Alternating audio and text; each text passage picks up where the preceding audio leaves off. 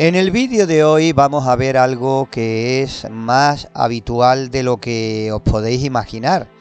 Muchas personas que a lo mejor no tienen tanto conocimiento en montajes eléctricos, electrónicos y demás, y que no se atreven a hacer una incubadora paso a paso, pues a lo mejor tienen una incubadora vieja o incluso la compran y utilizan la parte de termostato, resistencia, ventilador y demás para hacer un cajón más grande de más capacidad y añadirle pues la parte de la incubadora comercial. Ya digo que esto es más habitual de lo que os podéis imaginar.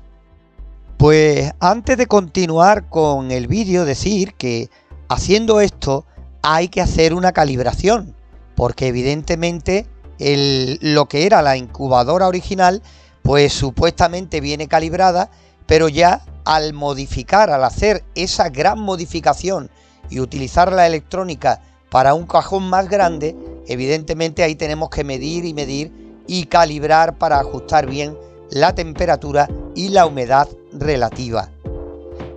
Dicho esto, como veis, esta es una incubadora de madera que utiliza bombillas como fuente de calor y tiene una bandeja de estas de plástico de volteo automático de huevos. Ahora lo volveréis a ver cuando se ilumine. Pero si echáis un vistazo a lo que era el controlador de la incubadora y el termostato que tiene colocado en la parte de arriba con dos ángulos, podréis ver que no coincide la temperatura que marca lo que era la incubadora con lo que marca el termostato en la parte superior. Algo más de 1 grado de diferencia entre el termostato que está arriba del todo y la marca de temperatura en la parte de abajo, ahí en la esquina de la derecha, 36,7 y arriba 37,8, 37,9. Evidentemente en esta incubadora hay que hacer mediciones en la bandeja de huevos para ver realmente qué temperatura tenemos ahí y a partir de ese instante pues hacer una buena calibración. Por eso siempre decimos que cualquier modificación que hagamos en el interior de nuestra incubadora, por pequeña que sea, nos obliga de nuevo a medir bien la temperatura, sobre todo en la bandeja o las bandejas de huevos. Imaginaros si hacemos un cambio tan drástico como este, de utilizar la electrónica de una incubadora comercial para hacer una caja más grande y aplicarlo a una incubadora casera.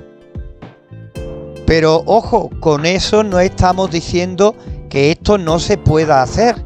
Se puede hacer de sobra, pero como todo hay que intentar hacerlo bien. Ya después, viendo la humedad relativa que está en torno al 67, veis ahí abajo en la derecha, pues puede valer, pero evidentemente si la bajamos un 6-7% sería mucho mejor. Ya que estamos ahí tan cerquita, pues nos tiene que costar poco trabajo ya centrarla ahí en esa humedad relativa supuestamente perfecta.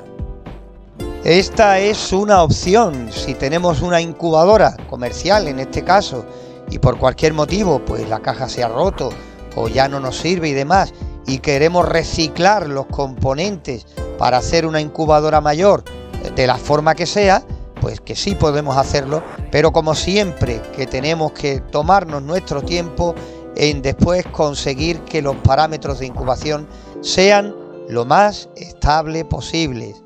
Un saludo a todos y ojalá como siempre que esto algún día te sirva de ayuda.